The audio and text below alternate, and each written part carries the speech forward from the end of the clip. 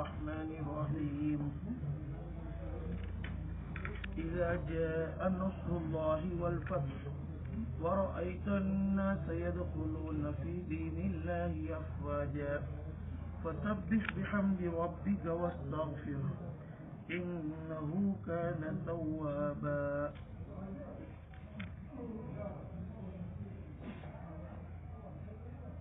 جو سورت پڑھی گئی اس کا نام سورۃ النصر ہے.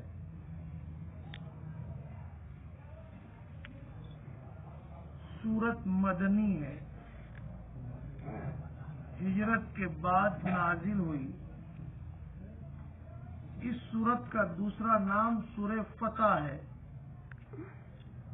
3 آیات ہے، 19 کلمات ہے اور 79 حروف ہے. اس سورت کو سورہ تودیع بھی کہتے ہیں،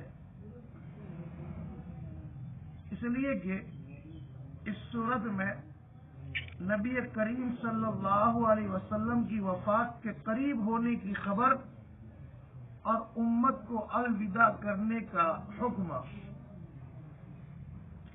گویا اس سورت کے 3 نام ہوئے. سورۃ النصر اس لیے کہ سورت میں اللہ کی نصرت اور مدد کا مضمون آیا ہے. سورۃ الفتح سورت میں فتح کا تذکرہ آیا ہے. سورہ تودیع اللہ کے رسول صلی اللہ علیہ وسلم کی وفات کے قریب ہونے کا اور امت کو الوداع کہنے کا حکم. سورت کا مضمون کیا ہے؟ سورت کا مضمون یہ ہے، اللہ تبارک و تعالی دنیا میں انبیاء کرام کو ایک مشن لے کر بھیجتے ہیں، ایک کام سپردہ کرتے ہیں. جب انبیاء کرام اس مشن کو پورا کر لیتے ہیں، اس کام کو پورا کر لیتے ہیں، اللہ تبارک و تعالی انبیاء کرام کو اپنے پاس بلا لیتے ہیں.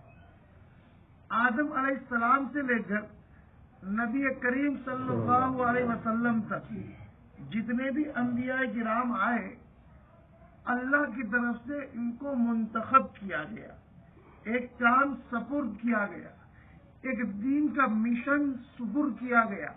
جب یہ لوگ وہ مشن پورا کر چکے، وہ کام پورا کر چکے، فوراً اللہ تبارک و تعالیٰ نے ان کو اپنے پاس بلا لیا. اس لیے کہ یہ برگزیدہ بندے ہیں، یہ مقدس روح کے مالک ہے. دنیا گندی ہے، دنیا ناپاک ہے، دنیا کمینی ہے. اللہ تبارک و تعالیٰ ان برگزیدہ بندوں کو دنیا میں نہیں رکھتے. جب مشن پورا ہو جاتا ہے تو اپنے پاس بلا لیتے ہیں. خلاصے کلام یہ ہوا کہ انبیاء کرام کے ذمے جو کام ہوتا ہے، جب وہ انجام پاتا ہے تو ان کو ضرور اللہ کی طرف واپس ہونا پڑتا ہے. اس لیے کہ دنیا دکھوں اور نقائص سے بھری ہوئی ہے، یہ رہنے کی جگہ نہیں ہے. انبیاء کی مقدس ارواح یہاں صرف ضروری کاموں کی تدبیر کے لیے آتی ہے. جب وہ ضرورت پوری ہو جاتی ہے تو واپس بلا لی جاتی ہے. اللہ کے رسول صلی اللہ علیہ وسلم کو دنیا میں مبعوث کیا تھا. کن کن ضروری کاموں کی تدبیر کے لیے آپ کو مبعوث کیا تھا؟ دیگر انبیاء کرام کو بھی مبعوث کیا گیا، نبی کریم صلی اللہ علیہ وسلم کو بھی دنیا میں بھیجا گیا.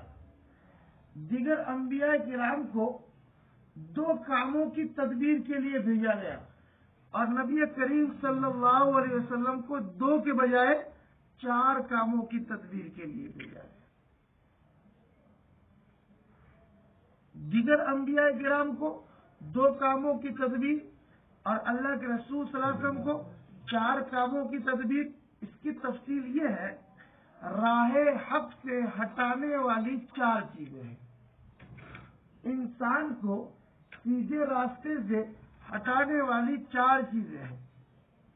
نمبر 1 انسان کا نفس، نمبر 2 شیطان، نمبر 3 وہ کفار جو شوکت اور حکومت رکھتے ہیں، نمبر 4 منافق جو پوشیدہ طریقے سے لوگوں کے دلوں میں شبہے ڈالتے ہیں.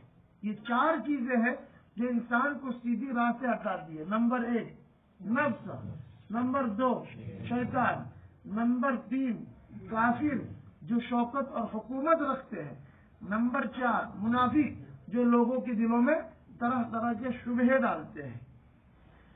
اللہ کے رسول صلی اللہ علیہ وسلم سے پہلے جتنے بھی انبیاء کرام آئے، ان کا مشن نفس اور شیطان کے شرور سے بچانا. پہلی چیز نفس تھی، دوسری چیز شیطان. تو دیگر انبیاء کرام کا جو مشن تھا، اللہ کے رسول صلی اللہ علیہ وسلم کا مشن الگ، دیگر انبیاء کرام کا مشن الگ. اللہ تبارک و تعالیٰ نے دیگر انبیاء کرام کو نفس اور شیطان کے شرور سے بچانے کے لیے، نفس اور شیطان کے وساوس کو دور کرنے کے طریقے بتانے کے لیے مبعوث فرمائے. اس لیے کہ ان 2 چیزوں کا شر ہر شر کی بنیاد ہے، ہر شر کی جڑ ہے. کفار اور منافق یہ دونوں تو نفس اور شیطان کے فرما بردار ہے.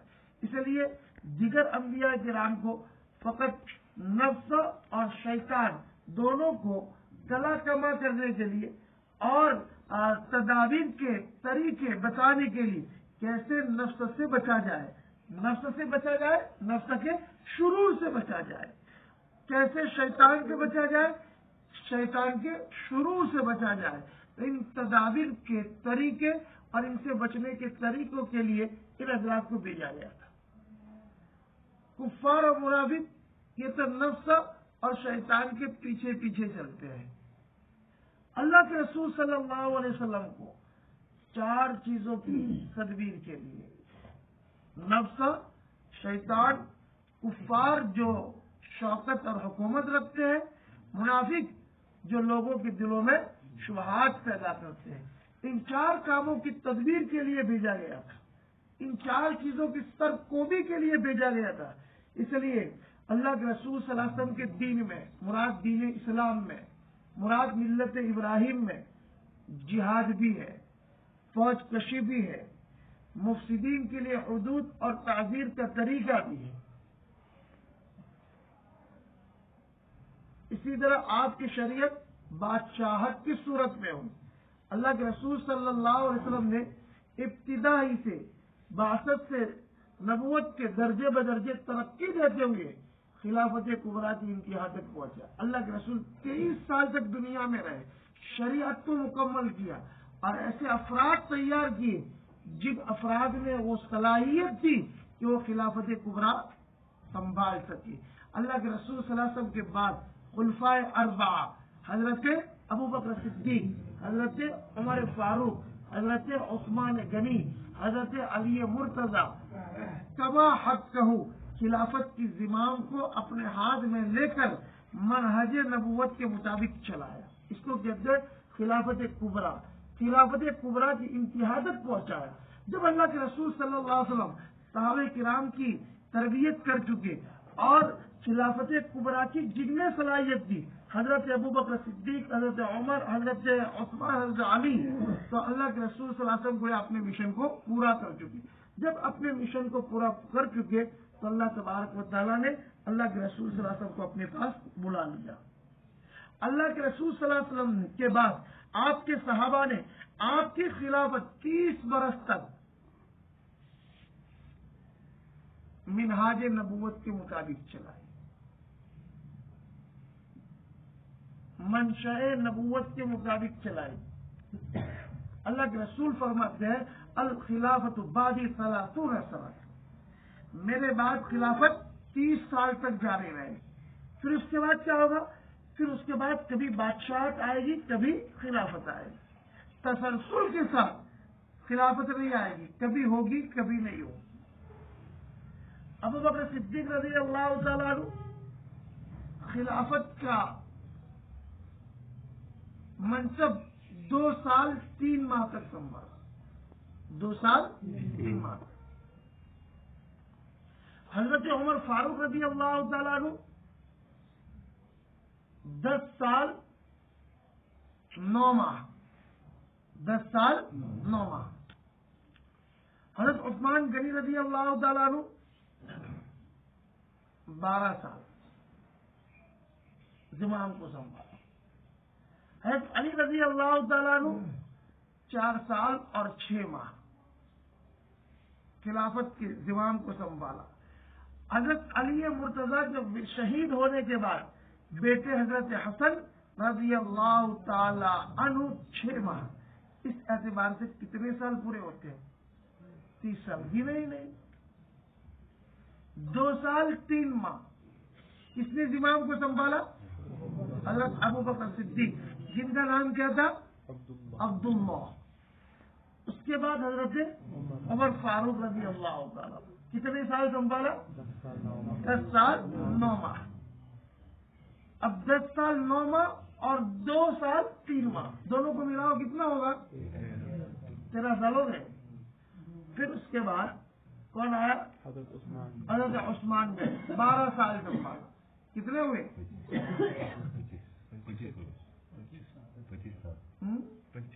25 سال ہو گئے. 9 3 12 3 سال 13 اور یہ 12 25 سال اور 4.5 سال حضرت علی رضی اللہ تعالیٰ عنہ. حضرت عثمان غنی 12، حضرت عثمان غنی 12 سال، تو ٹوٹل کتنے ہوئے؟ 25. حضرت علی مرتضیٰ 4.5 سال 29.5 اور حضرت حسن نے 6 ماہ. کتنے ہو گئے؟ 30 سال. اللہ کے رسول نے فرمایا الخلافۃ بعدی 30 سنۃ. بالکل منشأ نبوت کے مطابق، منہج نبوت کے مطابق خلافت کبریٰ کی طرح سنبھالا. اس کے بعد کبھی خلافت آئی، کبھی ملوکیت آئی. امیر معاویہ رضی اللہ تعالیٰ عنہ ملوکیت کے منصب پر تھے. عمر بن عبد العزیز رحمۃ اللہ علیہ خلافت 2 سال سنبھالا نا. سن ہجری 99 میں خلیفہ بنے. کون؟ عمر بن عبد العزیز رحمۃ اللہ علیہ. اور 2 سال میں تو خلافت کو اس انداز سے سنبھالا کہ امن و امان قائم ہو گیا اور حق ادا کر دیا. عمر بن عبد العزیز رحمۃ اللہ علیہ کے زمانے میں بکری اور شیر ایک ہی گھاٹ سے پانی پیتے. اتنا عدل و انصاف قائم. حالانکہ بکری اور شیر دونوں کبھی ایک ساتھ جمع نہیں ہو سکتے، لیکن عمر بن عبد العزیز رحمۃ اللہ علیہ کے زمانے میں عدل و انصاف کی وہ بہار چلی کہ ایک ہی تالاب سے ایک ہی جگہ بکریاں بھی پانی پیتی تھی اور شیر بھی پانی پیتا تھا. ایک چرواہا جنگل میں تھا، بکریوں پر شیر نے حملہ کر دیا. اس نے کہا مانو نہ مانو عمر بن عبد العزیز کا انتقال ہو گیا ہے. تحقیق کی تو واقعیت ہے. کسی نے پوچھا تجھے کیسے پتا چلا؟ تو کہا کہ عمر بن عبد العزیز کی خلافت جب تک بھی شیر بکری پر حملہ نہیں کرتا تھا، آج بکریوں پر شیر نے حملہ کیا. میں نے اندازہ لگایا کہ عمر بن عبد العزیز رحمۃ اللہ علیہ کا انتقال. لکھا ہے لکھنے والوں نے عمر بن عبد العزیز رحمۃ اللہ علیہ کی خلافت کا مشورہ دینے والے رجا بن حیوہ تھے. لکھا ہے کہ شاید رجا بن حیوہ کی مغفرت اللہ تبارک و تعالیٰ اس لیے کر دیں گے کہ جب مشورے کی بات تھی تو انہوں نے عمر بن عبد العزیز کا نام لیا. اور ہندوستان میں بھی ایک ایسا بادشاہ گزرا ہے جس نے خلافت کی یاد تازہ کر دی، جس کا نام اورنگزیب عالمگیر رحمت اللہ علیہ. عرب کا ایک مورخ ان کو خلیفۃ السادس لکھتا ہے. خلیفۃ السادس اورنگزیب رحمت اللہ علیہ، جن کو عالمگیر رحمت اللہ علیہ بھی کہتے ہیں. بہرحال اللہ کے رسول صلی اللہ علیہ وسلم کا مشن 4 چیزیں تھی. دیگر انبیاء کرام کا مشن 2 چیزیں تھی. اللہ کے رسول نے 23 سال میں خلافت کبریٰ کو انتہا تک پہنچا دی اور ایسے افراد تیار کیے کہ آپ کی وصال کے بعد بھی 30 سال تک بالکل منہاج النبوہ منشأ نبوت کے مطابق خلافت چلتی رہی. اور خلفائے اربعہ نے ایسے اصول اور قواعد جاری کیے کہ دنیا کے لوگوں کے لیے دستور العمل کی حیثیت وہ قواعد رکھتے ہیں، قیامت تک یہ قواعد باقی رہیں گی۔ اب سورہ نصر کی تفسیر دیکھ لیتے، ترجمہ۔ اذا جاء نصر اللہ والفتح، جب پہنچ چکی مدد اللہ کی اور فیصلہ، جب اللہ کی مدد آ چکی اور فیصلہ آ چکا، گویا اللہ تبارک و تعالیٰ کی مدد بھی ہوئی اور اللہ تبارک و تعالیٰ کی طرف سے فتح کے دروازے بھی کھلے۔ اب اللہ کی مدد کس طرح ہوئی؟ اللہ تبارک و تعالیٰ کی طرف سے فتح کے دروازے کیسے کھلے؟ تو آپ حضرات جانتے ہیں اللہ کے رسول صلی اللہ علیہ وسلم مکہ المکرمہ سے مدینہ منورہ ہے، بس مدینہ منورہ میں آنا تھا، اللہ کی طرف سے جہاد فرض ہوا، پھر مدد اور نصرت جو جہاد میں اللہ کی طرف سے ہوئی وہ نمایاں، بدر میں بھی ہوئی، احد میں بھی ہوئی، خندق میں بھی ہوئی، تبوک میں بھی ہوئی، فتح مکہ کے موقع پر بھی ہوئی۔ منافقین اور جو مخالفین تھے، اللہ کے رسول صلی اللہ علیہ وسلم نے شمشیر و سنان سے ان کے رعب اور دبدبے کو بالکل ختم کر دیا۔ صحابہ کرام کا ایسا رعب ان کے دلوں میں ڈال دیا کہ آنکھ اٹھا کر دیکھ نہیں سکتے، اور بدعتی اور منافقین کے خلاف دلیل اور حجت سے اللہ تبارک و تعالیٰ نے مدد کی، دلیل اور حجت سے۔ نفس کے خلاف ذکر اور کثرت کے غلبے سے، شیطان کے خلاف تقوی لازم پکڑنے سے، یہ مدد کی مختلف شکلیں ہیں۔ ایک شکل اللہ تبارک و تعالیٰ کی طرف سے کفار کے خلاف جہاد سے، اللہ کے رسول صلی اللہ علیہ وسلم کی اللہ تبارک و تعالیٰ کی مدد۔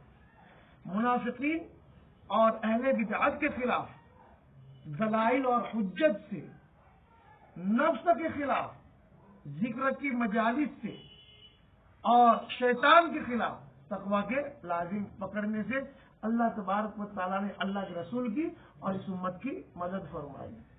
اور فتح کی بھی مختلف صورتیں، اللہ تبارک و تعالیٰ نے فتح کے دروازے کھول دیے۔ مکہ اور کفار کے دیگر علاقوں کی فتح اللہ کے رسول کے ہاتھ آئی، اور بت خانوں کا مسمار ہونا، علوم کی مشکلات کا حل ہونا اور باطنی احوال کی گرا کشائی، یہ سب فتوحات کے دروازے تھے۔ ظاہری فتوحات سے بھی اللہ تبارک و تعالیٰ نے نوازا اور باطنی فتوحات سے بھی نوازا۔ مدینہ آئے ہیں، دولت کی فراوانی، مال کی فراوانی۔ عثمان غنی رضی اللہ تعالیٰ عنہ تبوک کے موقع پر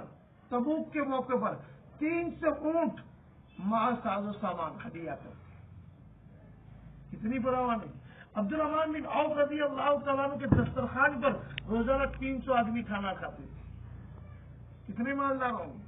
جب ان کا انتقال تو وراثت میں جو مال چھوڑ کے گئے تھے نا، صرف سونا اینٹیں تھی، کدال سے اس کو توڑا گیا۔ ان کی جو 4 بیویاں تھی، ایک کے حصے میں کتنا سونا ہے ہم تصور نہیں کر سکتے۔ دراہم اور دینار تو الگ تھے عبد الرحمن بن عوف، لیکن دنیا دل میں نہیں تھی۔ تو اللہ تبارک و تعالیٰ نے فتوحات کے دروازے کھول دیے، ظاہری اعتبار سے بھی اور باطنی اعتبار سے بھی۔ اس لیے اگر آدمی اللہ کے دین کی مدد کرتا ہے تو اللہ اس کو ظاہر نہیں، ان تنصروا اللہ ینصرکم ویثبت اقدامکم۔ اذا جاء نصر اللہ والفتح، جب اللہ تبارک و تعالیٰ کی مدد آ چکی اور فیصلہ آ چکا اور فتح کا فیصلہ آ چکا، وَرَأَيْتَ النَّاسَ يَدْخُلُونَ فِي دِينِ اللَّهِ أَفْوَاجًا، اور تو دیکھے لوگوں کو کہ لوگ اللہ کے دین میں فوج کے فوج، گول کے گول داخل ہو رہے ہیں۔ آپ سے پوچھتا ہوں، مکہ المکرمہ میں اللہ کے رسول صلی اللہ علیہ وسلم تھے 13 سال تک، چند ہی افراد ایمان میں داخل ہوئے تھے۔ مدینہ منورہ ہے، آہستہ آہستہ لوگ داخل ہونے لگے۔ سن 6 میں اللہ کے رسول صلی اللہ علیہ وسلم عمرۃ القضاء کے لیے گئے، 1200، 1300 یا 1400 تینوں روایتیں موجود ہیں، اتنے افراد تھے صحابہ کرام۔ فتح مکہ کے بعد جو اسلام کا پھیلا ہوا ہے، وفود کے وفود اللہ کے رسول کی خدمت میں مدینہ منورہ آتے تھے۔ اس لیے کہ فتح مکہ کے وقت 10,000 کی تعداد تھی. فتح مکہ کے بعد گول کے گول جھنڈ کی جھنڈ وفود کی شکل میں اسلام لانے کے لیے ورائیت الناس یدخلون فی دین اللہ افواجا. تو دیکھے لوگوں کو کہ لوگ تیرے پاس کثرت سے اسلام کی اشاعت اسلام کے قبول کرنے کے لیے آ رہے. چنانچہ حجۃ الوداع میں اللہ کے رسول صلی اللہ علیہ وسلم جب پہنچے تو کتنے تھے؟ 1,24,000. سمجھ آٹھ میں کتنے تھے؟ 10,000. 2 سال کے بعد سمجھ 10 میں جب اللہ کے رسول صلی اللہ علیہ وسلم حج کے لیے پہنچے ہیں تو 7 میں کتنا مجمع تھا؟ 1,24,000. وَرَأَيْتَ النَّاسَ يَدْخُلُونَ فِي دِينِ اللَّهِ أَفْوَاجًا فَسَبِّحْ بِحَمْدِ رَبِّكَ وَاسْتَغْفِرْهُ إِنَّهُ كَانَ تَوَّابًا. اے نبی جی سمجھ لینا آپ نے اپنا مشن پورا کر لیا ہے، اور جب کوئی نبی دنیا میں اپنا مشن پورا کرتا ہے تو ہم اس کو اپنے پاس بلا لیتے ہیں.